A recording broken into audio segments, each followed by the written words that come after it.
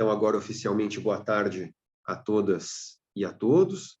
Iniciamos a nossa segunda mesa, né, o nosso segundo encontro da quarta jornada de História da Psicanálise da PUC-PR.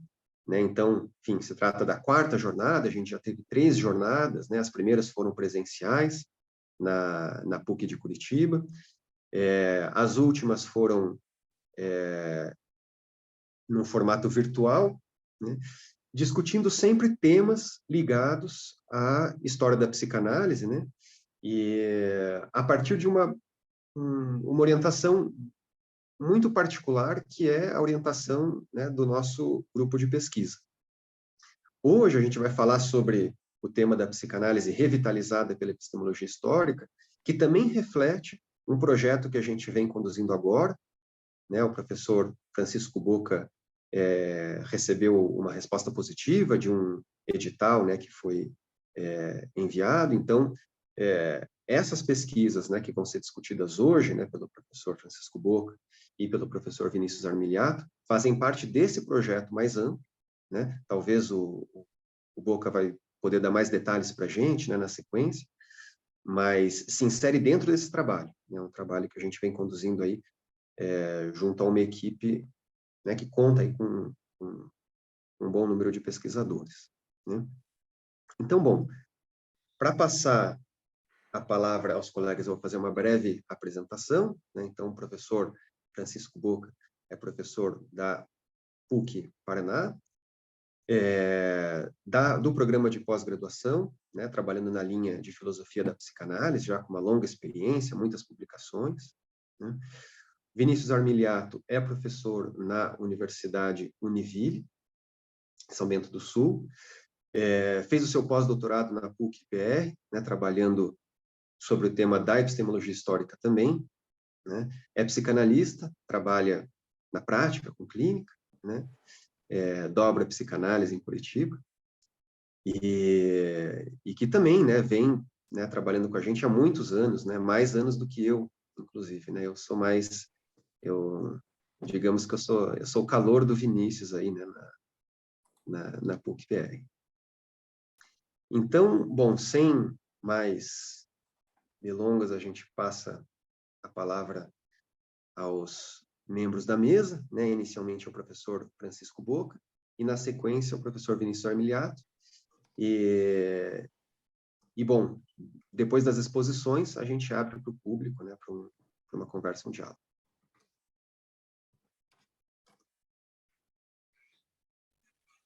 Obrigado, Caio. Boa tarde a todos. Desculpa ter chegado um pouco atrasado. Então, você antecipou um pouco, né, o espírito dessa mesa nossa, que é fazer um tipo de uma dedicação assim, a esse tipo de pesquisa, né, que a gente vem desenvolvendo agora, em função de um edital. E lembrar, assim, né, rapidamente o histórico dele. O autor, né, que a gente focaliza aí, que é o Canguilhem, ele apareceu meio que colateralmente a partir de 2014, quando eu estive em Paris fazendo estudos sobre evolucionismo e outras coisas, e aí acabei encontrando com o Canguilhem, assim, mais detidamente, pessoas lá que trabalham com ele e tal. E, na sequência, o Vinícius também já fazia o doutorado aqui com a gente, se interessou também e se dedicou bastante, bem mais do que eu, enfim, foi o que impulsionou essa coisa toda. E, aos poucos, a gente foi introduzindo essa bibliografia e, vamos dizer, essas ideias, né, do Canguilhem, assim, que depois a gente agora deu o título aí, né, epistemologia histórica e tal. E a coisa cresceu porque encontramos outras pessoas também, né, interessadas nele, como Caio Souto e Tiago e outros aqui no Brasil. Não são muitos, né? Não chega a ter uma representação numérica extensa, mas tem uma representação consistente, né? A gente foi se encontrando E aí, aqui na PUC, meio que por gravidade, acabou virando um centro, assim, onde o Caio Souto veio fazer pós-doc com a gente, depois o Padovan também, e tudo muito orbitando em cima desse autor e das suas obras, assim, com interesses diferentes, mas em torno dele, né?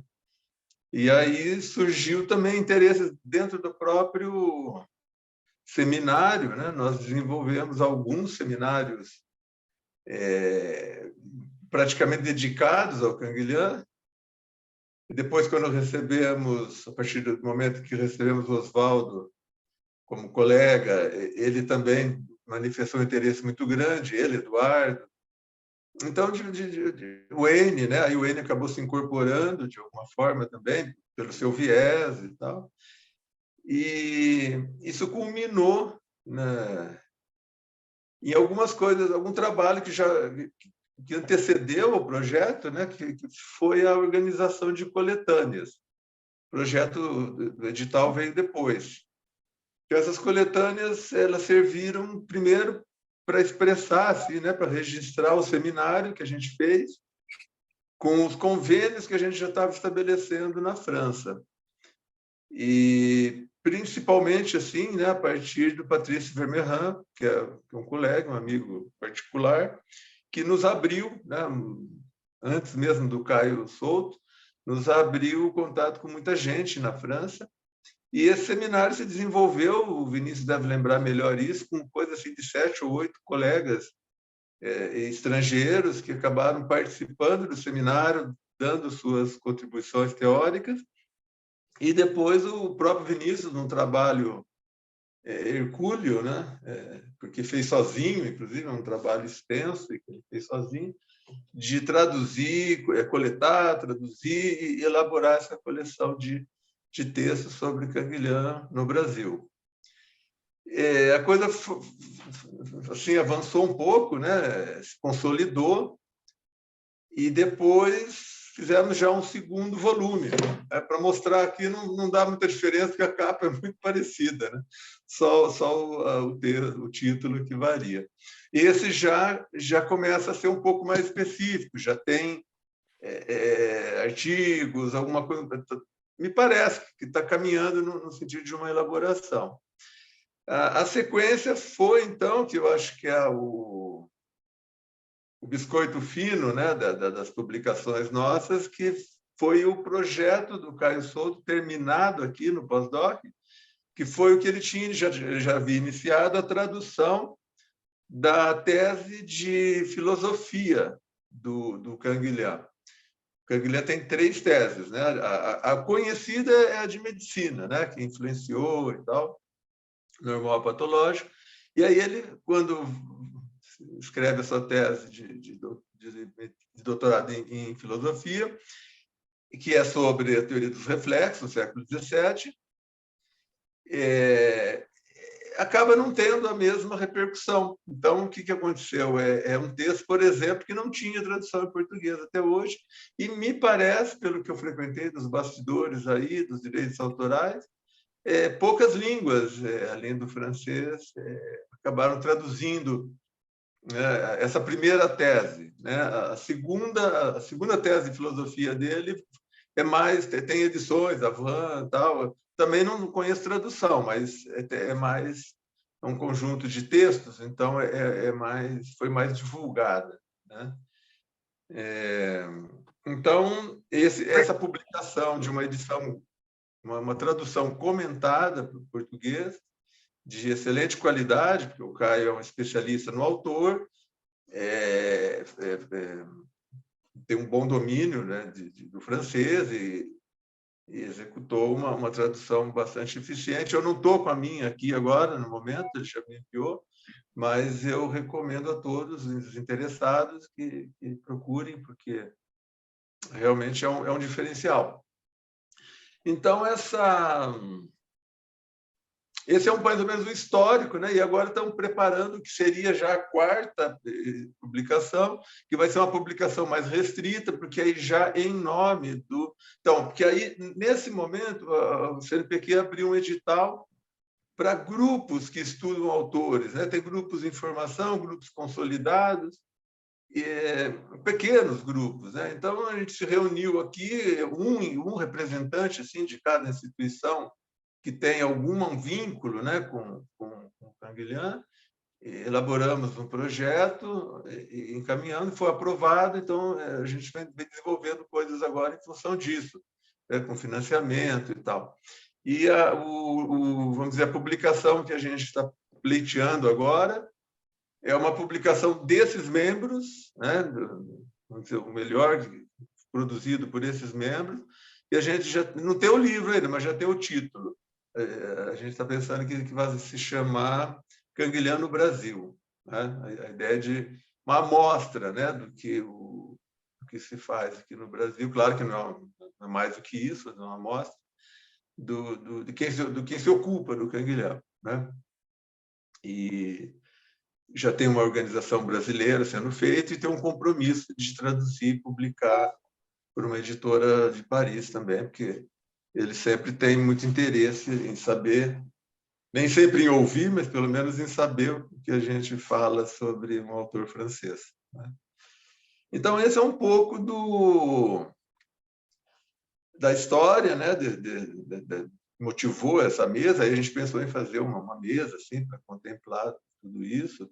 E claro, é um projeto que, dadas as limitações do edital, ele precisou que fossem só 2 ou 3 instituições, com um nome só de cada uma. É uma coisa assim, bastante restrita.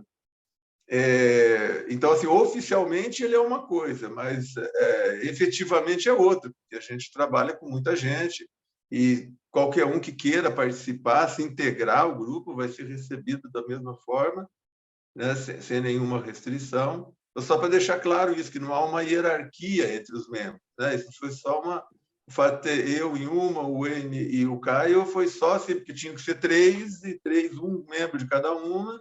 Aí o Caio Souto, né, e o Caio Padovan, por uma instituição francesa, tinha que ter um vínculo estrangeiro. Essa questão formal, né? Mas o envolvimento tem sido muito maior, as pessoas têm nos procurado, há grupos de estudos de Canguilhã oferecidos a partir daqui, o próprio Vinícius tem o dele. Então, é nesse pé que está a coisa, né? Aí, também, assim, não quero me alongar muito, viu, Caio? A hora que eu vi, quando eu entrei, eu vi uma queixa do N aí, que a coisa não pode se alongar, porque depois nós temos o Oswaldo, né, para falar, ele e o Eduardo, então, não vamos. Qualquer coisa, você me dá um sinal aí, para a gente ser breve. Então, aí o que eu queria mostrar também, que o título, né, tanto do projeto como da mesa e dos trabalhos, é essa articulação entre, vamos dizer, Canguilhã, essa epistemologia histórica e a psicanálise, né? Que é um trabalho que não foi o Canguilhã quem fez isso, né? Ele tem lá um conjunto de textos em que ele se refere a Freud, mas de maneira episódica, então ele não se dedicou a isso, mas ele tem um texto importante sobre psicologia, que é alguma coisa assim, né?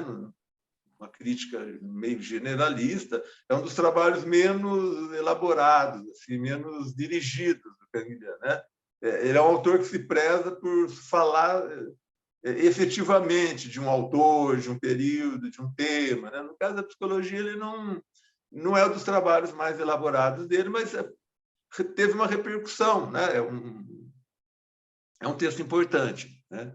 E essa articulação com a psicanálise é uma coisa, então, que as pessoas se autorizam a fazer a partir da epistemologia histórica, né?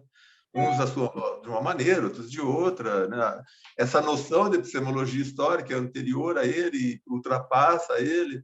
Então, há diferentes concepções, diferentes maneiras de entender e de instrumentalizar esse conceito, né?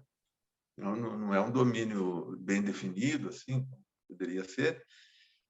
Então, eu estou falando isso para deixar claro que o Canguilhã, a gente não está usando o Canguilhã só para isso, quer dizer, não é um autor, não é um epistemólogo da psicologia ou da psicanálise, né?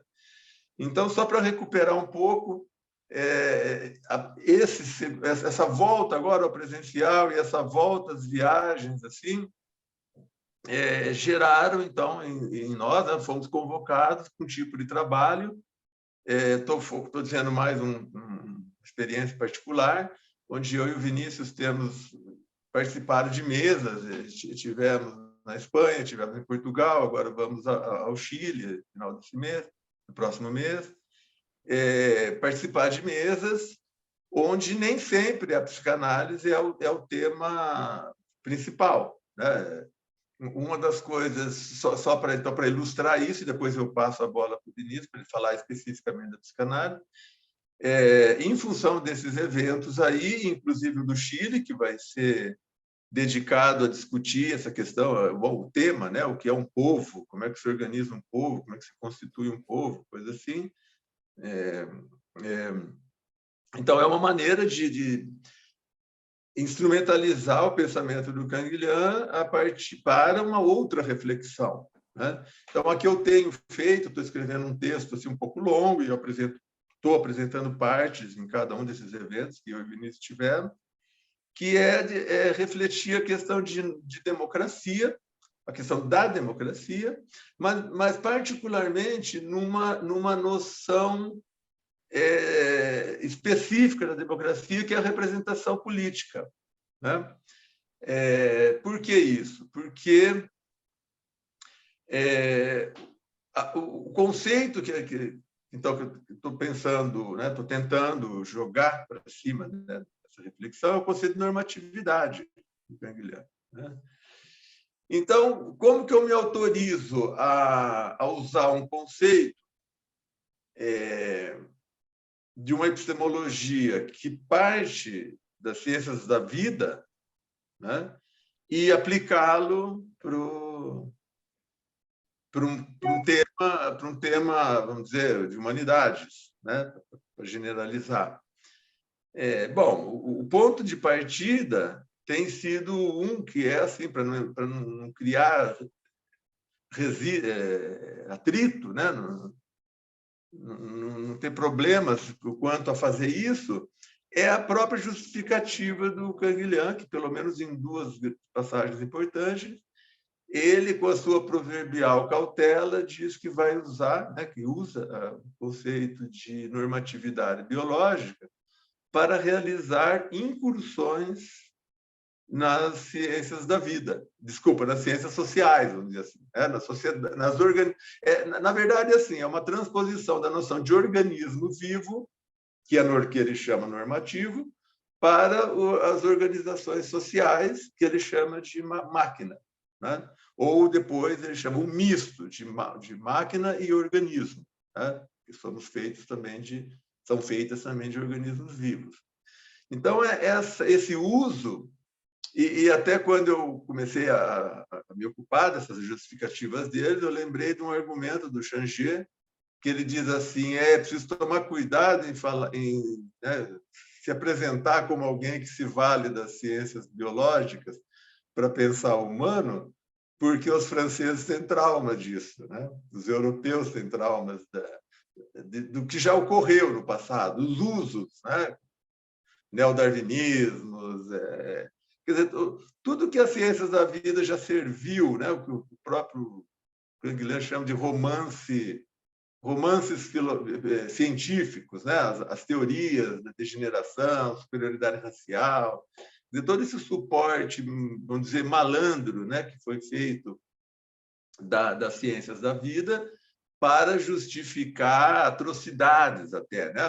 Não só, mas até ao limite de atrocidades políticas, sob argumentos evolucionistas, biologistas, darwinistas, etc. Então, não precisamos nem recuperar essa história, que é muito conhecida de todos.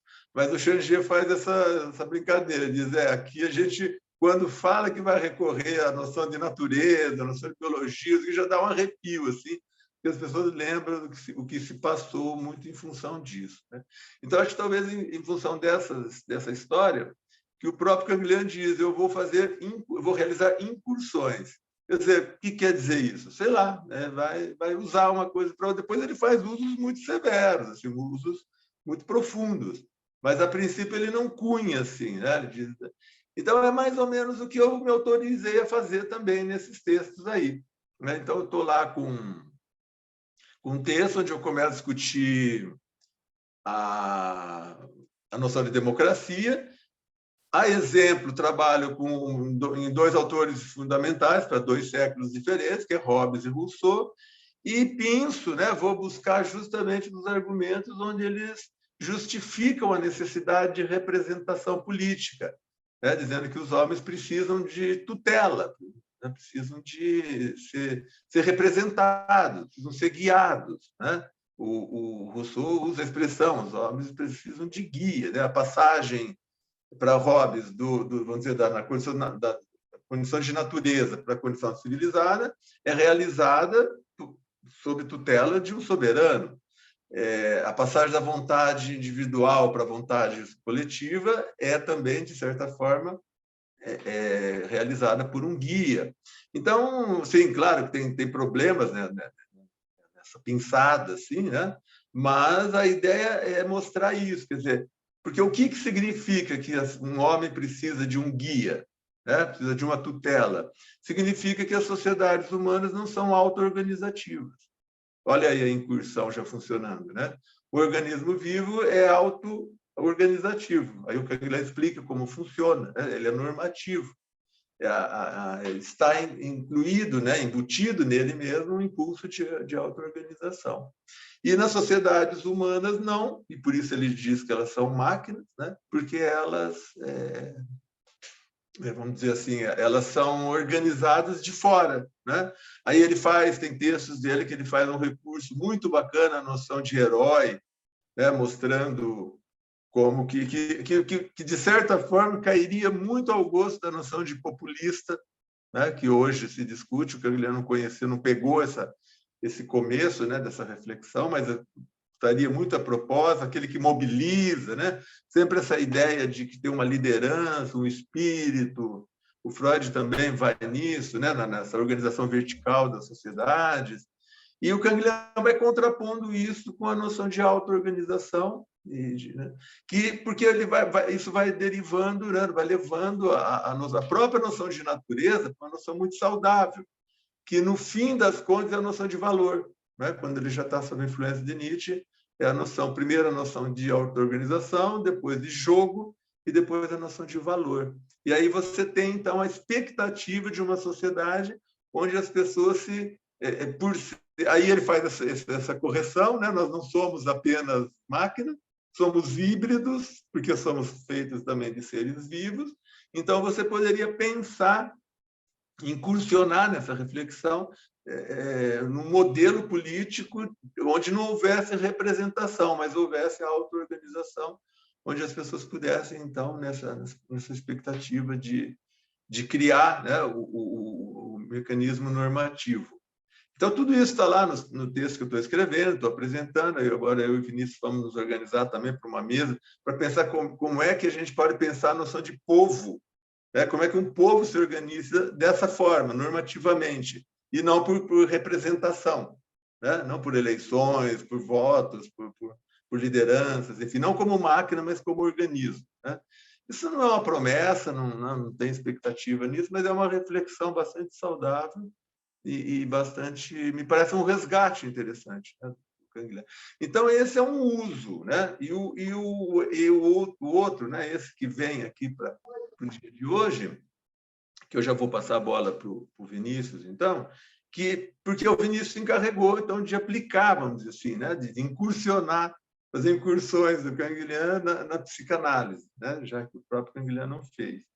E aí eu fiquei surpreso com o que a gente tinha para fazer agora, com a adequação do colega que o Caio trouxe da manhã para a palestra, né? Eu acho que assim, o que ele mostrou, que o Freud foi para a psiquiatria, estou fazendo assim um arrazoado bem superficial, né? O que ele mostrou que o Freud foi para a psiquiatria, talvez o Canguilhem possa ser para a psicanálise, né? Essa indicação da expectativa de normalidade, né? Para ficar nas linhas gerais do que ele falou hoje de manhã, da expectativa que a psiquiatria tinha da normalidade da ortopedia, né? Isso pegava, não foi só isso, mas isso era uma coisa que ele indicou que pegava para o Freud.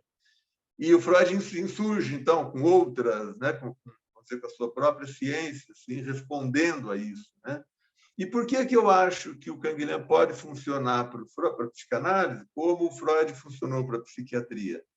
Porque o Freud também recai, uma vez tornando-se paradigma, né, constituindo-se como teoria, ele também recai em alguns erros, vamos dizer, que ele acusava, né? Ou pelo menos ele se torna esse objeto de crítica, né? Com a sua própria... Aí vou apenas aqui mencionar exemplo, né? Eu acho que o Caio criticou o colega, o Lepoutre, quando ele disse que o Freud era um pouco anacrônico, né, em relação a certas nosologias, tal, né? Mas veja, o Freud foi bastante anacrônico em relação a vários temas, né? O fato dele ter se oposto à psiquiatria, por exemplo, e alguns aspectos dela, notadamente a teoria da hereditariedade, né, da degenerescência, mas a gente trabalhou isso no seminário, o que o Freud põe no lugar disso é mais tacanho ainda do que a psiquiatria fazia. Fixação e regressão é uma loucura, é uma filosofia da história mais pobre ainda do que a psiquiatria tinha. Então, acho que quando o Lepoutre diz isso, que era meio anacrônico, se bem que ele estava falando de outras coisas, né, das nosologias e tal. Mas, assim, no modo geral, no que pese que o Freud tenha trazido muitas novidades, tinha anacronismos também, né, em alguns aspectos, né? Então, acho que é isso que abre, né? Não é má vontade, não é crítica fortuita, não... é o trabalho da filosofia da psicanálise, né? É a gente realizar também sobre a psicanálise essa crítica que o próprio Freud realizou em relação à ciência da sua época, que ele frequentou, né? Então, eu acho que é isso. E o que o Vinícius traz é essa coisa, por exemplo, aí, quanto à nosografia, por exemplo, a identificação, a substantivação de patologias, né? Quer dizer, o Freud não chegou próximo, mas não chegou a denunciar a ideia, né? Isso foi uma coisa que eu trabalhei na minha tese de doutorado, o Richard acompanhou, ele foi banca minha. O Freud foi muito perto dessa construção singular psíquica, né? Até que eu acabei mostrando isso através da noção de mito do Roland Barthes. Mas, no entanto, Freud persistiu em nosografias, em categorizações, tinha ainda, e tanto que tanta gente o critica por isso, noções de normalidade e de normatividade, né? De normatização, né? Em Freud. Então, eu acho que a crítica do Canguilhem, especialmente a do normal e patológico, secundariamente a noção de normatividade, elas são muito oportunas para que a gente projete agora sobre Freud essa leitura, né? Uma crítica não destrutiva, mas uma crítica de iluminação assim dos conceitos, que nos permite ver né, que essas perspectivas que o Freud jogou como filogênese, ontogênese, todos esses enquadramentos científicos que ele usou, podem ser evitados, podem ser superados, enfim, podem ser iluminados, né, de alguma forma. E a crítica de Canguilhem, me parece, não é a única de forma nenhuma, né? Mas me parece que... E com repercussões, não só, né, nesse âmbito que a gente faz aqui, né, de discutir conceitos, mas aí que as duas coisas que o Vinícius faz, inclusive discutir a clínica, né? O que, por exemplo, hoje o Lepoutre comentou uma coisa, mas num dado momento o Freud erra ao chamar alguém ao fazer um diagnóstico de paranoico, coisa assim. Espera um pouco, isso aí é um recurso. Como é que alguém pode errar? A gente erra quando erra o CPF de alguém, o RG, né? Ninguém erra no diagnóstico. O diagnóstico não é um acerto ou um erro, é uma maneira de entender como a pessoa está se manifestando ali, né? Então, eu acho que hoje, assim, ainda ficar, né, pensando nesse tipo de coisa, será que eu dei o título certo para a doença dele? Será que era isso? Quer dizer, quando o Canguilhem discute isso, ele está dizendo, olha, precisa prestar atenção que cada pessoa se estrutura psiquicamente de um jeito, e talvez a nosografia seja um pouco não só de perda de tempo, mas também seja um pouco de obstáculo, né? Ela tem a função auxiliar para depois se transformar num obstáculo epistemológico para compreender o paciente, para encaminhar, para conversar com ele, né? Então, acho que esse reflexo na clínica, que o Vinícius pode falar, certamente vai falar melhor, também seria a segunda contribuição do Canguilhão. Então, era isso. Passa a palavra para o Vini, e depois, se a gente tiver alguma coisa para a gente voltar a conversar. Obrigado. Obrigado, Boca. Então, bom, eu acho que é isso que quer dizer a revitalização da psicanálise, né, segundo os termos do projeto, né? Revitalizar a psicanálise a partir desse referencial da normatividade canguilheniana. Revitalizar no sentido de, não é de atualizar, corrigir, não temos essa pretensão.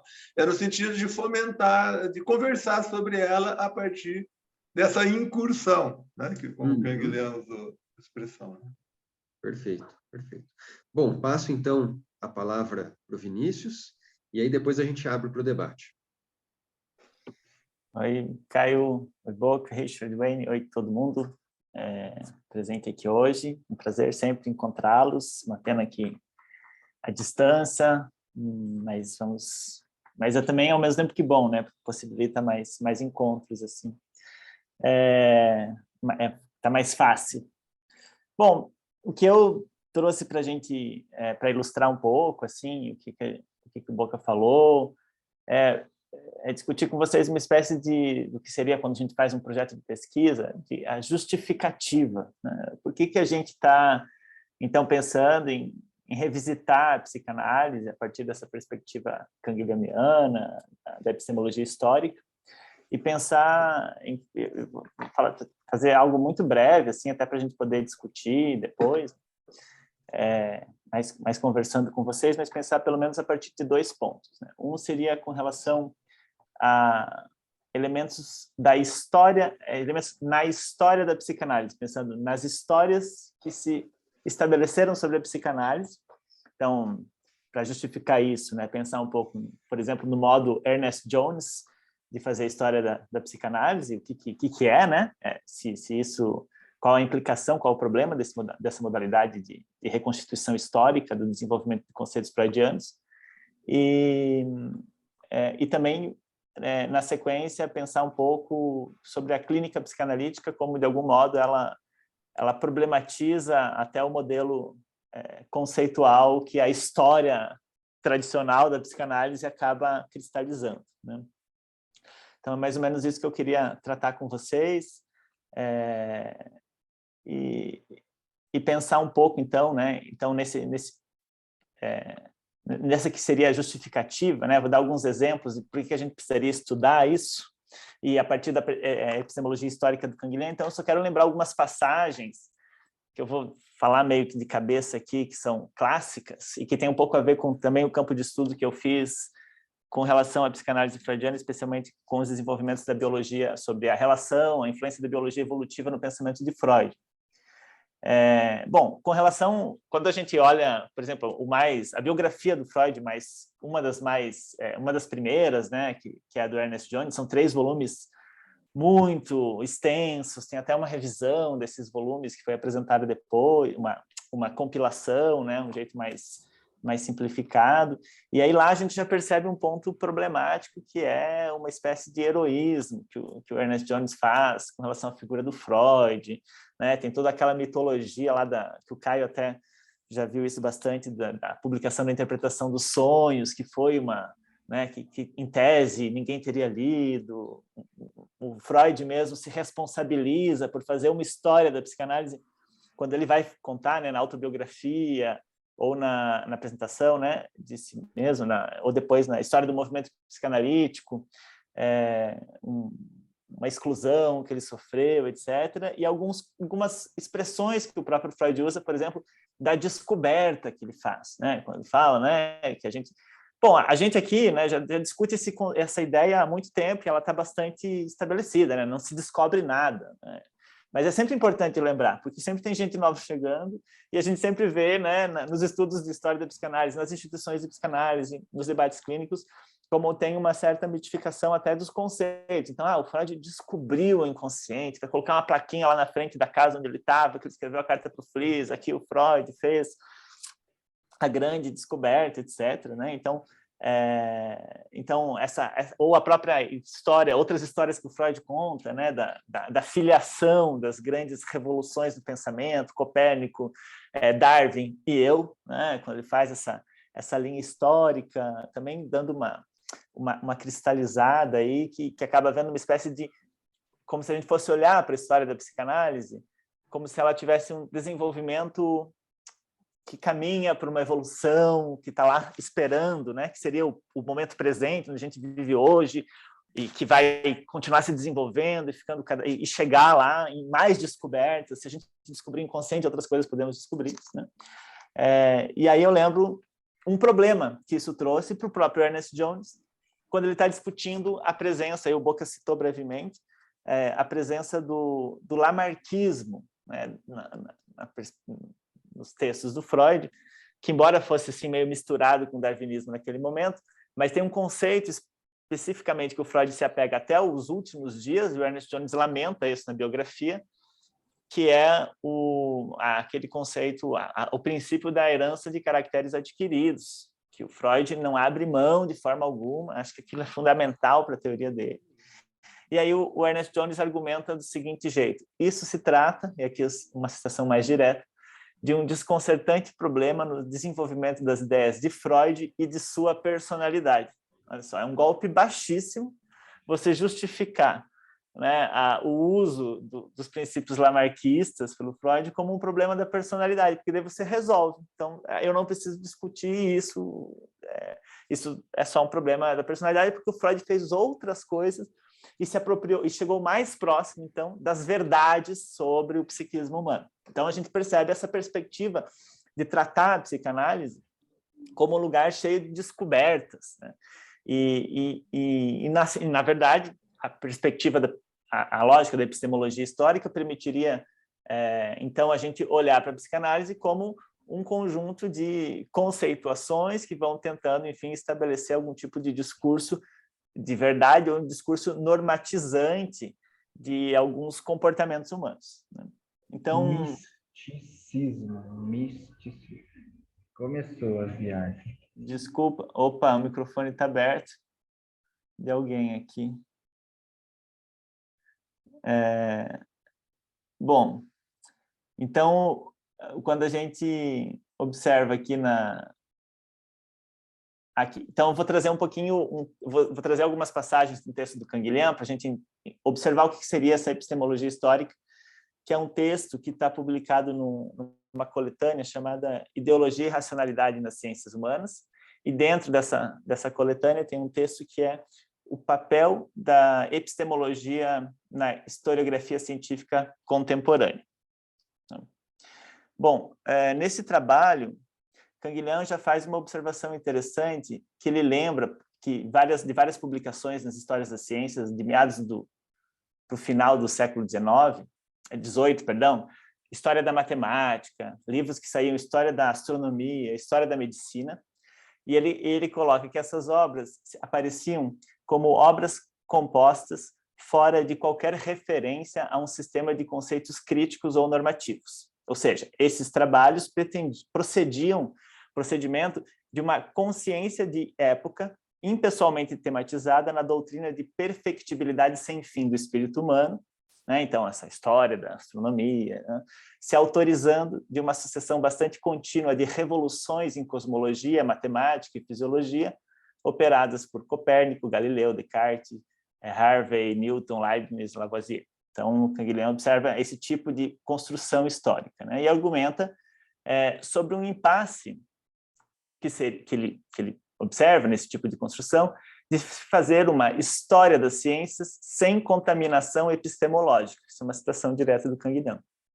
O que resultaria em um conjunto de exposições, cito Canguilhem, de relações cronológicas e lógicas entre diferentes sistemas de enunciados relativos a algumas classes de problemas e soluções.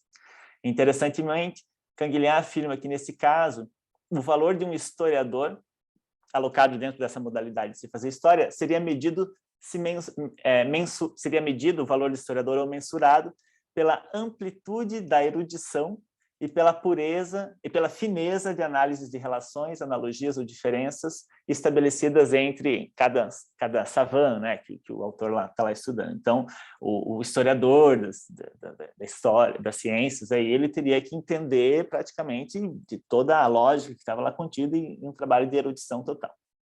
Ainda, ele lembra que tal posição metodológica faz com que, ao se observar o passado, a análise se restringe àquilo que era, à época, definido como objeto de estudo. Ou seja, a história se faria apenas sobre aquilo que seria compreendido pelo nome dado ao domínio de pesquisas analisado. O exemplo que Canguilhem fornece é o da botânica. Então, como ele fala, não se pode compreender pelo nome de botânica, não se poderia, né, fazendo uma história dessas, nada além do que os botânicos da época designavam como sendo seu campo, né? E aí Canguilhem se pergunta, mas essa ciência do passado, é ela um passado da ciência de hoje? Né? Então, acho que aí é um ponto interessante no que concerne a psicanálise, porque se trataria já de uma definição do objeto sobre o qual se estabeleceria a sua história. Né? Se a fizermos considerando a partir do campo delimitado pelo próprio Freud, que eu falei, quando ele faz a história da psicanálise, ou pelo próprio Ernest Jones, incorreríamos, então, nesse risco sinalizado por Canguilhem, de fazer, né, uma história cheia de erudições aí, e a totalidade, aí eu cito Canguilhem, a totalidade do passado é representada, nesse caso, como um tipo de plano contínuo dado sobre o qual podemos deslocar, segundo o nosso interesse do momento, o ponto de partida do progresso, cujo fim é precisamente o objeto atual do nosso interesse. Bom, aqui afirma Canguilhem que a distinção entre um historiador das ciências e outro seria a temeridade ou a prudência em seus deslocamentos sobre esse plano temporal, né, de onde ele vai definir o início ou o fim de um objeto que ele estuda no presente. Né? Então, pego lá um conceito do Freud, lá, né, e vou estabelecer onde que ele vai estar lá no meio. Desse modo, pode-se pensar que aquilo que a história das ciências está em direito de esperar da epistemologia é uma deontologia da liberdade de deslocamento regressivo sobre o plano imaginário do passado integral. Né? Então, nessa lógica, o trabalho ali do epistemólogo seria fazer essa valoração aí, moral. Canguilhem cita, então, o trabalho de Suzanne Bachelard, que se dedica a... o Canguilhem, nesse trabalho, vai citando várias pessoas que estavam trabalhando com ele, especialmente na ANS. E aí ela diz o seguinte: o fato da atividade do historiador ser retrospectiva a ele impõe limites, mas lhe dá poderes. O historiador constrói seu objeto em um espaço-tempo ideal. A ele cabe evitar que esse espaço-tempo não seja imaginário. Então, essa é uma passagem que ele também lembra da Suzanne Bachelard. Não seria temerário considerar no fato que a continuidade de um projeto científico em sua história esconderia a descontinuidade radical dos objetos e a novidade radical das disciplinas que surgem. Para Canguilhem, o passado de uma ciência de hoje não se confunde com a mesma ciência em seu passado. E qual seria, então, diante disso, uma característica que demandaria o lugar do epistemólogo na história das ciências, enfim, e talvez pensar no campo da psicanálise? Canguilhem, depois de circular por vários exemplos que o colocariam em nível de igualdade com o que faria...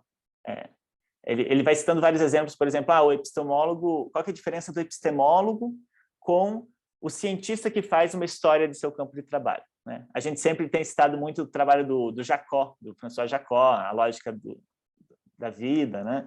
Que é alguém que está trabalhando lá no laboratório e vai lá e constrói um livro sobre a história dessa ciência. Né? E a diferença entre esse, porque o Canguilhem coloca, bom, se tem um cientista que faz a história de sua ciência, que lugar resta ao epistemólogo? É ficar copiando? O que ele tem de diferente? Né? E aí a diferença seria que, para o epistemólogo, abstrair da história das ciências essa história enquanto uma sucessão manifesta de enunciados que vão se sistematizando e tal. O papel do epistemólogo é abstrair a pretensão de verdade, cuja verdade científica presente é um termo provisório. e o interesse do epistemólogo é mais livre do que o do cientista, diz o Canguilhem. Então, aí ele vai explicar um pouco sobre como essa teoria do conhecimento deixaria de se fundar sobre uma ontologia, e a partir de então seria preciso então pesquisar não as razões dos atos de saber, mas sim seus meios de realização, ou seja, as condições de possibilidade. E aí Canguilhem anuncia, então, a epistemologia nunca foi senão algo histórico, né? E vai indicando outras passagens que uma ciência é um discurso normatizado por sua retificação crítica, tem toda uma influência do Bachelard, e vai citando muitas vezes, né, que todo historiador de ciências toda a história das ciências, todo historiador das ciências faz necessariamente uma historiografia da verdade. Bom, então a gente vai percebendo aí que o trabalho do Canguilhem, talvez de algum modo, ajudaria a gente a se aproximar desses tipos de elaborações que o Freud vai fazendo, especialmente a partir das interlocuções clínicas, né? Então, ele vai, né, elaborando esses conceitos, vai fazendo sua psicanálise, e de algum modo esses conceitos vão tendo essa função heurística, como a gente já trabalhou há muitos anos, mas, ao mesmo tempo, esses conceitos, se eles não são abandonados, eles acabam virando, então, ganhando uma ontologia própria, não vão sendo mais apenas provisórios, né? Então, o que talvez essa perspectiva do Canguilhem ajudaria, né, a gente a revitalizar a análise, as perspectivas psicanalíticas, seria justamente nisso, assim, de se emancipar um pouco da normatização criada pelo próprio procedimento. Na verdade, não sei se dá para dizer que o Freud faz uma normatização proposital, porque a gente tem insistido muito nesse caráter heurístico, né, que é sempre provisório. Mas, ao mesmo tempo, me parece que, quando se foi fazendo a história da psicanálise, esses conceitos, especialmente da metapsicologia, acabaram sendo cristalizados e fixados, e esses obstáculos epistemológicos não foram superados. Por exemplo, quando a gente fala, coisa que o Monzani trabalhou, né, a virada da década de 20, né, a suposta virada da década de 20, isso, enfim, só aparece porque você está justamente entendendo que existe lá um jeito certo que o Freud encontrou de como seria o funcionamento do psiquismo. Então, como o Boca falou agora, ele errou, né, no diagnóstico, né? E não tem esse caráter de construção conceitual sobre os incessante, assim.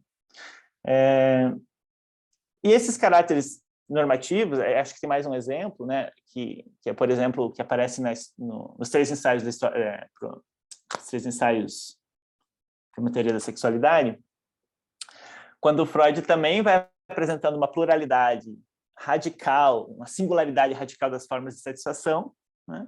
Então você pensa, nossa, aqui o Freud está, né, olhando o movimento vivo, a vida, etc. E depois coloca lá no 3º ensaio, bom, mas a saída, o normal é a sexualidade saudável, aquela com vistas à procriação. Então, nadou e se afogou na praia, né? Não conseguiu sair ali das margens.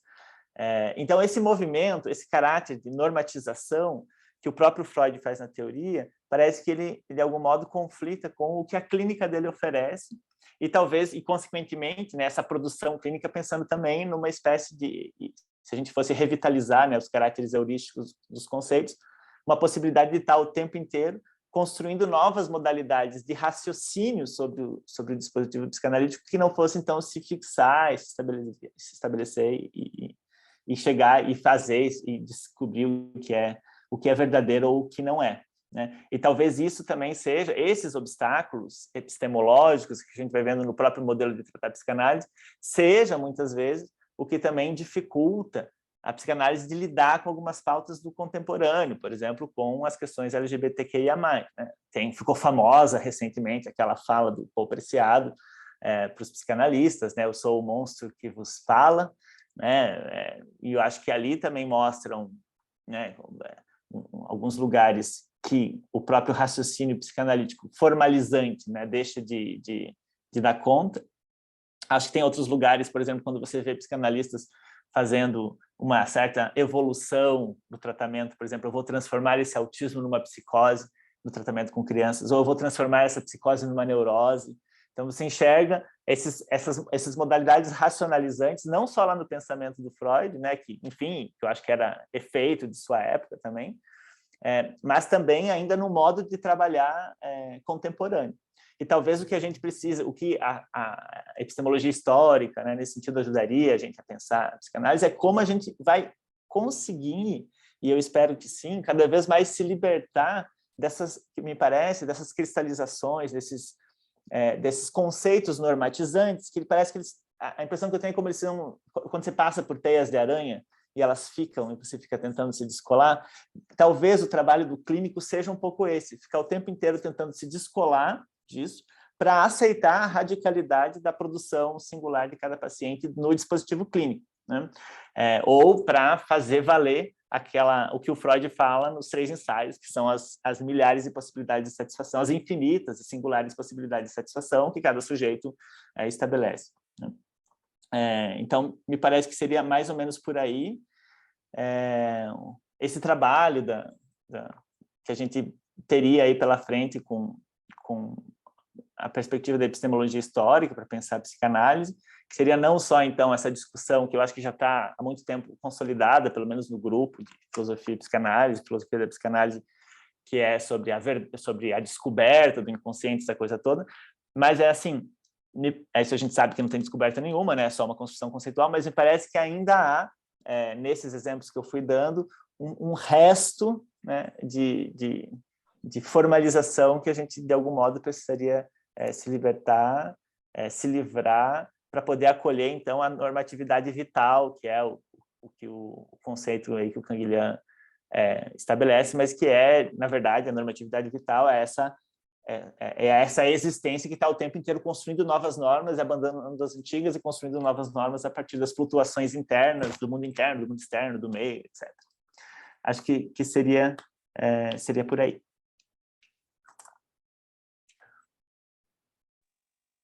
Obrigado, Vinícius. Então, bom, passamos agora ao público, né? O Richard já está com a mãozinha levantada aqui. Quem tiver perguntas pode levantar a mão também, porque daí a gente vai organizando as questões em ordem, tá bom? Com você a palavra, então, Richard. Oi, gente, boa tarde, para quem não deu boa tarde ainda. Então, eu tinha duas dúvidas, na verdade, com relação ao projeto, na verdade, de vocês, né? Na verdade, uma mais com relação ao objetivo do projeto, como o Boca falou, então a questão é um pouco para os dois, assim, né? E outra mais com relação, eu queria mais ajudar a entender um pouco o negócio da normatividade do Canguilhem, tá? Vou falar a segunda parte primeiro, assim, né? Não, vou falar a primeira parte primeiro. Quando você fala da revitalização da psicanálise, e as duas coisas estão relacionadas, né? Assim, eu tenho essa dificuldade de compreender como a epistemologia histórica pode contribuir para a revitalização da psicanálise. Eu entendo que ela possa contribuir para uma revitalização da compreensão da história da psicanálise, né? Pode contribuir para uma constituição de metodologias mais rigorosas, mais adequadas para o estudo das teorias psicanalíticas, né? Como vocês mesmos exemplificaram, falaram dos pecados históricos da história da psicanálise, né? O freudocentrismo da história tradicional da psicanálise, aquela história biográfica mais apologética, estilo Ernest Jones, né? Uma visão idealizada de Freud, que acaba justamente deixando de fora aquilo que uma epistemologia histórica, entre outras metodologias, traria para o primeiro plano, sobre o contexto científico, intelectual, com o qual Freud conviveu, com o qual dialogou, na medida que essa história idealizada coloca todo o peso no gênio criador de Freud, né? Como se Freud, toda a psicanálise pudesse sair de dentro da cabeça de Freud, que nem Palas Atena, armada de lança e escudo da cabeça de Zeus, né? Então, assim, eu compreendo que a epistemologia histórica possa fornecer um modelo muito valioso para a revitalização da história da psicanálise e do estudo das teorias psicanalíticas, né? Eu não entendo que ela possa, é claro, indiretamente compreender melhor a história de uma disciplina, né? Vai ajudar a gente a compreender. Mas imagino que para revitalizar a psicanálise, Aí eu entro na segunda questão, a gente ia ter que, mais ou menos, atribuir a ela um papel normativo para a prática psicanalítica. Né? Ou seja, aqui você tem um modelo e daqui você vai ter que tirar. O que eu suspeito que a esmagadora maioria dos psicanalistas vai estar pouco se lixando para isso. Né?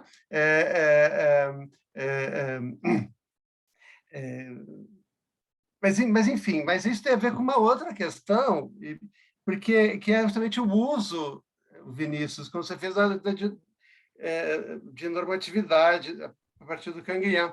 Assim, até onde eu entendo, até onde, pelo menos, me ajuda se eu compreendi as coisas erradas, o Canguilhem foi um dos principais autores, né, e que permite justamente que a gente distinguir normatividade de normalidade. Né? Quer dizer, porque justamente a ideia, assim, a normatividade, ela se refere justamente a uma norma intrínseca, como você mencionou, assim, o ser vivo é um centro irradiador de normatividade. Né? O ser vivo, o que isso quer dizer? A vida não pode ser considerada de fora. Né? Você não pode aplicar a norma, a vida considerada de fora, o ser vivo considerado de fora é só um pedaço de matéria que nem qualquer outro pedaço de matéria. Né? Agora, considerada a partir, né, da sua organização, da sua situação do mundo e do tipo de normatividade que ele institui a partir da sua organização, então, aí ele não pode mais ser considerado só um pedaço de matéria, porque duas substâncias químicas podem ser perfeitamente equivalentes do ponto de vista puramente físico, mas do ponto de vista orgânico, uma pode ser alimento, outra pode ser um veneno. Né? E isso depende das características do organismo, etc. E tal. Então, essa ideia de uma normatividade como algo que se impõe de dentro para fora. Né?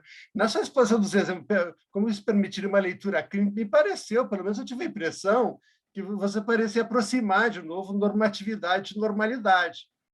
Né? Não que não tenha, não que o Freud não incorra em alguns pecados normalizantes, né? Como você mesmo ilustrou.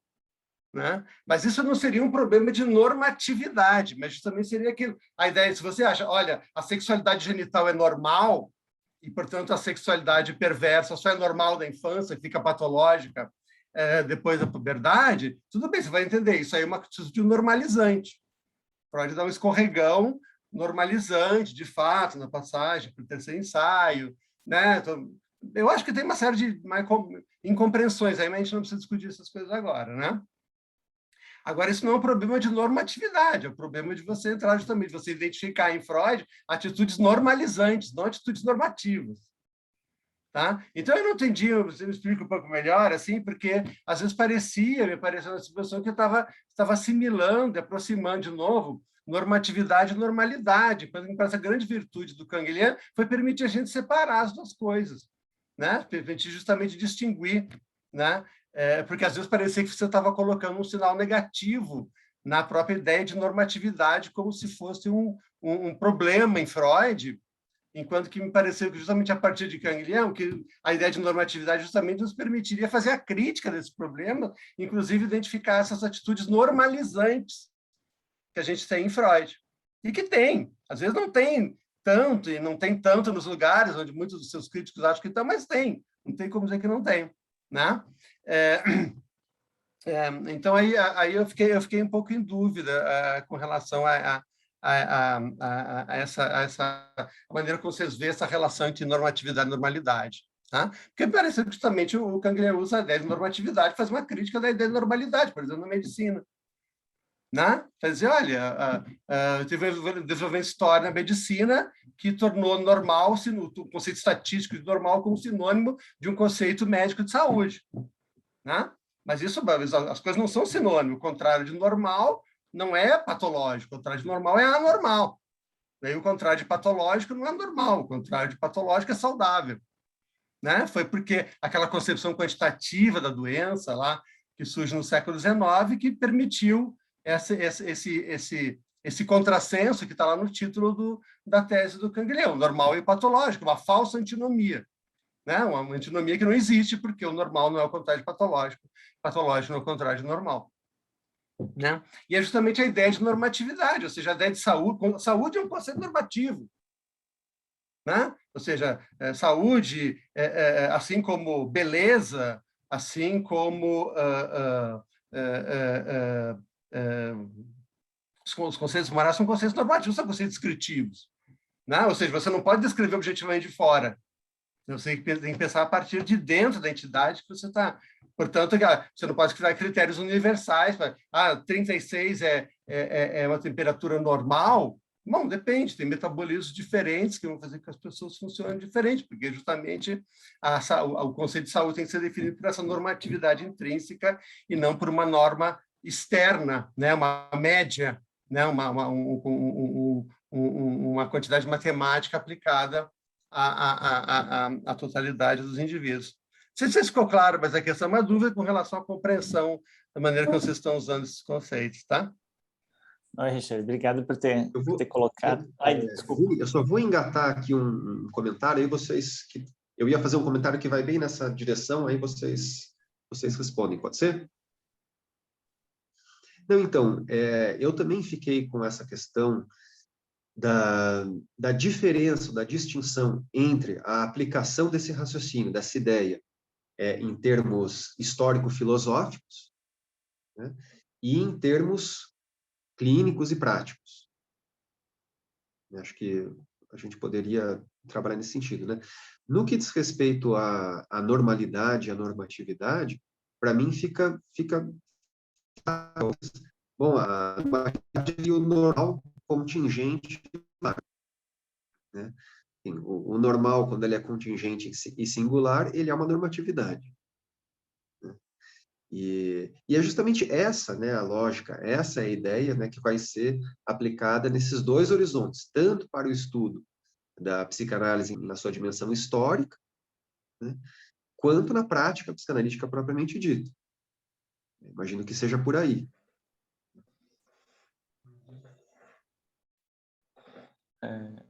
Bocas, quer começar? Posso? Como preferir, fica à vontade. Não, só assim, de forma alguma, não, acho que eu devo ter me expressado equivocadamente, mas essa ideia de normatividade e normalidade são radicalmente distintas e talvez eu acho que na exposição as coisas ficaram um pouco atrapalhadas aqui da minha parte. Mas, para deixar mais evidente, né, a construção de normas me parece que é um recurso que, às vezes, né, quando o Freud vai estabelecendo o conceito e vai dizendo, olha, a histérica funciona assim, a neurose obsessiva é de tal jeito, a técnica com a posição da transferência de tal jeito, é o Freud fazendo, então, fazendo uma espécie de normalizações no sentido da média estatística. Não que o Freud vai fazer, vai se preocupar com média estatística, mas, enfim, o neurótico funciona assim, a histérica funciona assado, a massa se comporta desse jeito, a figura do líder, como ocorre a identificação, os próprios estágios do desenvolvimento da sexualidade. E, ao mesmo tempo, me parece que na clínica... Então, eu estou bem de acordo com o que você falou, assim, é só para deixar mais evidente e pedir desculpas por ter me expressado mal, mas o que vai acontecendo na clínica é que o que me parece, especialmente nos textos de 1890, estudos sobre histeria, aqueles primeiros textos do Freud, que ele vai fazendo a teorização e a normatividade vital vai subvertendo a teoria o tempo inteiro. Então, ele sempre vai encontrando um problema na teoria. Por quê? Porque os pacientes criam, porque os pacientes fazem diferentes raciocínios, porque os pacientes corrompem, pervertem a regra, e você vai vendo isso não só no Freud, mas em qualquer estudo psicanalítico, quando você começa a falar assim, mesmo depois quando vai na perspectiva estrutural, você tem uma psicose, uma neurose obsessiva com traços de perversão, né? É tipo assim, lua em touro, ascendente em sagitário. Você começa a fazer a própria normatização da ideia de estrutura vai sendo subvertida pela manifestação do ser vivo, do vivant, né? Do sujeito na clínica. Então, a distinção, né, normatividade e normalidade, né, seria, bom, o Freud tentando normalizar e o dispositivo clínico impedindo, né, fazendo com que ele procurasse, enfim, o tempo inteiro revisitar o caráter heurístico todo do procedimento. Então, seria mais por aí. Então, a clínica psicanalítica é um lugar de completa... A gente espera, né, que seja esse lugar de abertura para qualquer coisa que não tenha se normalizado, ou para o contingente, abertura radical para o contingente. Mas, enquanto alguém que está fazendo uma teoria, enquanto alguém que está constituindo uma teoria, tem ali uma normatização que aparece, né? Seria mais ou menos essa a distinção. Bom, espero que tenha ficado claro, porque senão não faz sentido o que a gente falou, porque é justamente marcar a diferença, né, das normas heurísticas, que seja, ou impostas, e da autonormatividade, né, nas normas da organização interna, embora isso ainda seja muito vago, né? Mas, enfim, acho que isso está respondido. Bom, eu vou pegar, então, a parte do que o Richard falou. Eu acho que é isso mesmo, Richard. O comentário que você fez é na veia, né? Para nós, é isso. Bom, pelo menos para mim, é um recurso divertido, assim. Acho que são formas de vitalizar, no sentido de formas de potencializar a reflexão. A gente conversa sobre política, sobre psicanálise, sobre a história da ciência, tal, a partir dessa epistemologia histórica. E aí eu vejo, né, você tem razão, não tem dificuldade aí, porque nós já estamos fazendo isso, né? Nós temos autonomia, queremos isso. Agora, realmente, a segunda parte é problemática, né? Porque, assim, bom, e os psicanalistas que ainda que frequentem, a gente aqui tem, como vocês aí também, tem uma frequência de psicanalistas, mas isso não é a comunidade toda, isso é um grupo, enfim, que efeito, né? Que reverberação isso vai ter lá. Bom, eu estaria completamente de acordo em dizer que praticamente nenhum, né? E por quê? Então, vou usar dois argumentos aqui. Eu acho que isso não é um problema e não é uma novidade, porque, veja, quando eu penso a noção de representação a partir da noção de organismo vivo, do Vivan e de organização social, isso também tem o mesmo efeito para os políticos, para os sociólogos, para quem estuda política, eles também estão nem aí com isso. Quer dizer, e por quê? Assim como os psicanalistas. Como que se fosse feita exatamente essa pergunta, eu encaminharia na seguinte questão: quando Canguilhem se propõe a fazer essa incursão das ciências da vida para os organismos sociais, ele refaz a noção de natureza. Então, não é... Veja, bom, eu trabalho com isso, estou reconstituindo a noção de natureza do século XVIII, XIX, são inúmeras noções de natureza. Natureza é uma ficção, né? Em todas as ciências, nas próprias ciências naturais, cada um, existem dezenas de noções de natureza. Eu estou compilando isso para trabalhar o Marquês de Sade, porque ele é justamente um autor que propõe, como os históricos, propõe viver de acordo com a natureza. O que é isso? Né? Nesse século, tinha meia dúzia, pelo menos, de noções importantes sobre a natureza. Então, uma das coisas que o Canguilhem faz é dizer o que é a natureza. Então, se o mau uso, entre aspas, da noção de natureza levou, por exemplo, para ficar num exemplo prosaico, na instrumentalização da ideia de a guerra de todos contra todos, a guerra, o poder do mais forte, adaptação para o mais forte, que tem origens no evolucionismo, desde Spencer em diante, isso são concepções de natureza. O Canguilhem diz, não é nada disso. Então, para pensar, fazer essa incursão de organismo vivo para organismo social, é preciso redizer o que é um organismo. E é por isso que ele faz, vamos dizer, aquele caminho onde ele vai mostrar, então, que um organismo vivo é auto-organizativo, ele recorre à noção de jogo e, por fim, à noção de valor. Então, em última instância, ele está dizendo o que é a vida. Né? Não de onde veio, não é no sentido metafísico habitual. Mas a noção de valor que ele traz de Nietzsche é o que vai definir o que é o Vivant, como o Vivant opera. Então, seja o político, seja o psicanalista, seja onde o Canguilhem for aplicado, só terá efeito se esse profissional refizer todo o percurso. Então, não é simplesmente dizer agora na minha clínica eu não aplico mais a nosografia. Não é? Isso não seria todo o procedimento. Né? Ele teria que reconstituir o percurso do Canguilhem. Né? Então, por exemplo, como é que um político poderia repensar a noção de representação e substituí-la por de auto-organização?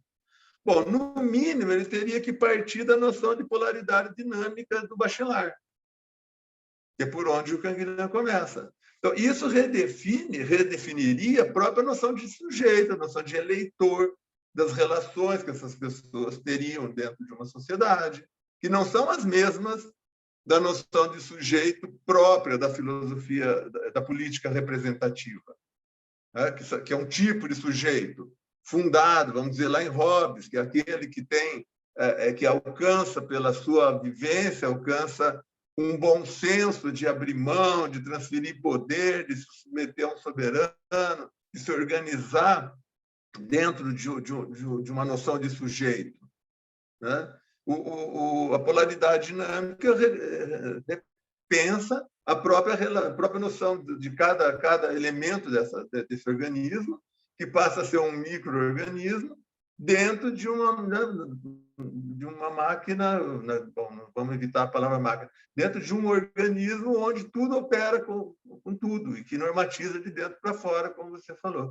Então, eu acho que eu sou pessimista com relação a essa segunda parte, porque a primeira está resolvida, essa segunda parte, porque seja onde for que a gente vá aplicar esses conceitos, na área que for aplicada, haveria essa necessidade de reconstituição de todo o sistema de pensamento do Canguilhem. Né? E se for em parte, quer dizer, aí não vai funcionar. Né?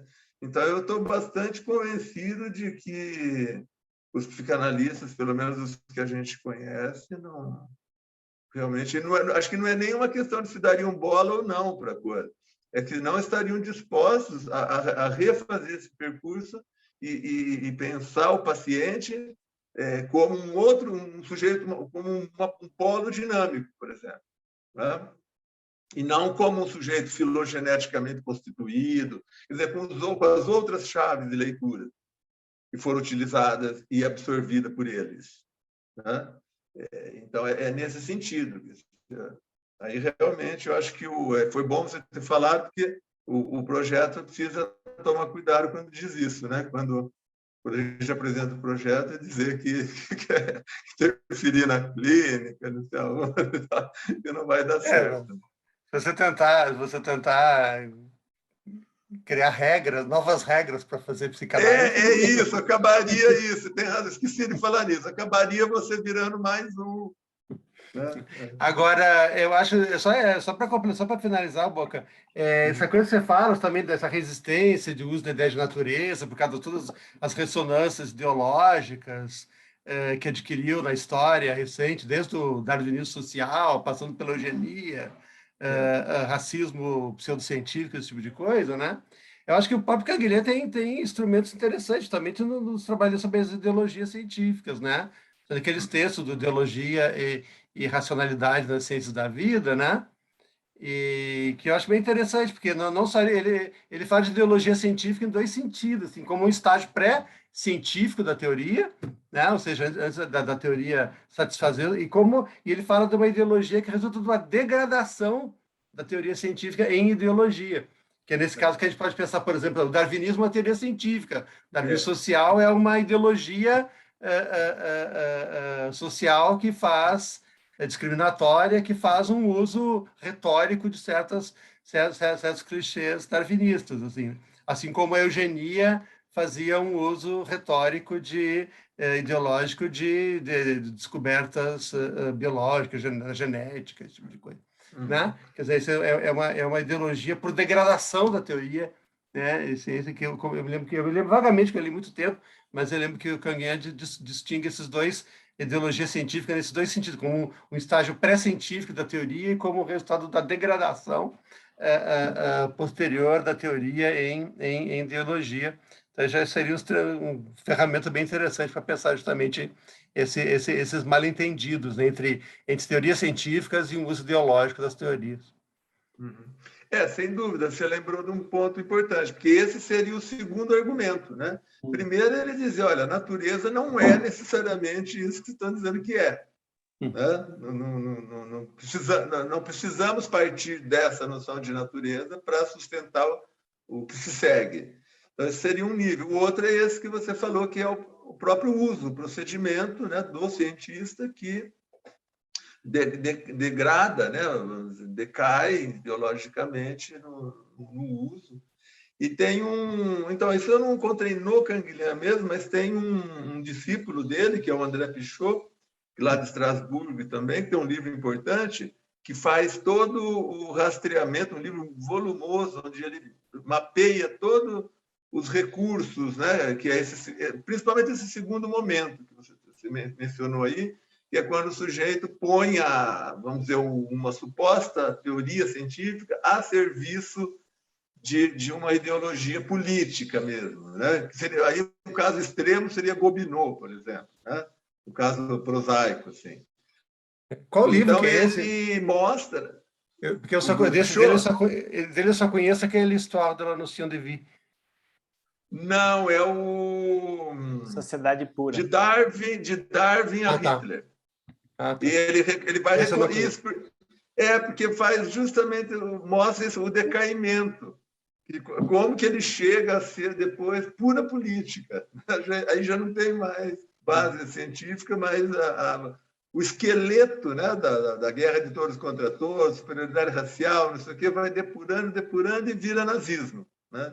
E aí ele chama isso de romance científico. Ele fala, essas obras, essas elaborações são romances, não são ciências. Né? Então, aí vem esse ponto. Então, você tem razão, o próprio Canguilhem já nos dá essas ferramentas aí para fazer um uso mais tranquilo, né, vamos dizer assim, das ciências da vida, e com toda a cautela, ele diz, olha, um não se reduz ao outro, mas um serve para pensar o outro, né? É um enquadro bem diferente mesmo. Tem mais alguma coisa, Caio? Já estamos Na discussão aqui, a Aura colocou uma questão que você respondeu, Boca, em forma de texto, né? Eu vou retomar aqui, caso a Vinícius queira comentar. Ela diz o seguinte: a normatividade é a noção do enquadre analítico, entre aspas, métodos de aplicação do processo psicanalítico. Então, porque pelo que eu entendi da pergunta dela, é assim, porque tem uma sutileza no francês, né, de que é normalizar e normatizar. Acho que o Canguilhem usa desse desnível assim. Para nós é meio que mais ou menos a mesma coisa, né? Mas indo mais ao detalhe, normalizar é essa atitude externa, assim, né? É o biopoder, vamos dizer, né? Aquela coisa que ou a política ou a própria ciência diz o que é normal, recomenda o que é normal. Isso que o Richard lembrou, às vezes o Freud escorrega e recomenda certas coisas, enfim. Esse é o normalizar. E o normatizar, então, é essa manifestação mais interior, né, onde o arranjo, vamos dizer, interno, porque o que é importante, um outro ponto importante dessa noção é o aporte que o Canguilhem tem na ideia de que não existe desordem nem vazio. Né? Então, não tem situação onde não há norma, onde haja acaso, por exemplo. Tudo está submetido a algum tipo de norma. Né? Então, ou essa norma vem do exterior, sob forma de normalização, e aí me parece que, quando ela usou essa expressão enquadre analítico, me parece que é mais ou menos isso, quer dizer, o cientista, dentro dos fenômenos observados, enquadra, diz lá, né, faz uma categorização. Então, isso seria a atitude externa, de tentar, com esse recurso, compreender, né, fazer, circundar um fenômeno e, a partir daí, passar a tratá-lo, né? E a ideia de normatividade é a que carece disso. Quer dizer, o sujeito se apresenta de uma certa forma e você não vai, na clínica, né, no acolhimento disso, você não vai criar um título para aquilo, um rótulo, né? Quer dizer, você vai dar oportunidade de manifestação daquela organização que o sujeito manifestou, né? Então, por isso que eu coloquei que a normatividade seria uma crítica a um enquadre, né? Enquadre entendido nesse sentido de nosografia. Se foi isso que ela perguntou, eu acho que a resposta seria essa, né? Acho que, na verdade, por trabalhar com seres vivos, sempre qualquer ciência natural, né, ou ciência que trabalha com a vida, vai estar sempre, o tempo inteiro, sendo, com seus princípios teóricos ou seus enquadres, sendo o tempo inteiro pervertidos pela vida, né, que está o tempo inteiro criando e produzindo, fazendo alguma coisa diferente. Eu lembrei agora tem esse livro, né, do Bachelard, Novo Espírito Científico, e o Thierry Auquet acabou de lançar esse, que é o Novo Espírito Biológico. E ele questiona um pouco, ele fala no lugar da biologia, uma transformação, que é interessante pensar, de uma ciência ou de um campo de saber, do porquê, sair disso para do pourquoi ou do pourquoi pas, do porquê não, né? Então, como uma ciência que vem mostrando, então, que pode ser pensada, não como essa que vai fomentar esses discursos normalizantes, né, como o Pichot mostra, né, de Darwin a Hitler, né, das ideologias científicas, mas sim um campo que mostra a diversidade, a produção, a variedade, enfim, e por que não, então, por que não fazer qualquer construção diferente que a ontologia ou a teoria ou o enquadre está impedindo esse sujeito de existir. Parece um livro interessante, assim, que saiu esse ano e estão lendo bastante lá na França agora. Vamos descobrir, né, que a gente é colonizado, vamos ler. Só para complementar, né, essa noção, então, de que está sempre presente uma norma do período que o Canguilhem está sob a influência do Bergson, que vai chamar isso de uma metafísica, assim, né? Uma situação, o acaso, o vazio, esses conceitos, o nada, essas coisas que a nossa ontologia prezou, né? Eu digo, não existe a circunstância de que isso não esteja acontecendo. A normatividade é uma coisa frequente, quer dizer, a natureza, o vivant, está sempre produzindo articulações, mas que podem ser interrompidas ou estimuladas, e podem, inclusive, ser sobrepostas. E aí você tem a norma, né? Então, um dos recursos é distinguir norma, para a gente ficar, então, no sentido mais geral, norma, distinguir de regra. E quando ele faz a reflexão em termos da expressão jogo, você tem essa ideia, então, de um jogo que tem regras, que é um estatuto, e, portanto, se joga de acordo com aquelas regras, ou um jogo que tem normas. Ou seja, um jogo que você vai criando as suas normas enquanto joga. Ele não teria de início, né? Então, ele seria expansivo, no sentido de você não sabe onde vai dar. Então, aí ele é fiel a essa ideia de uma evolução cega, né? De uma normatividade cega. Você não sabe onde vai dar. E, inclusive, o Richard lembrou uma coisa importante, que a normatividade não é benéfica, ela não é salvífica. Ela desfruta de todo aquele jogo de valores que o Nietzsche diz. Tem dominação, tem submissão, tem cooperação, né? Ela pode levar ao nada, assim, ao fim. Ela pode não sobreviver, ela pode não se adaptar, né? O Vinícius lembra sempre a expressão quando o Canguilhem diz da ameba, né?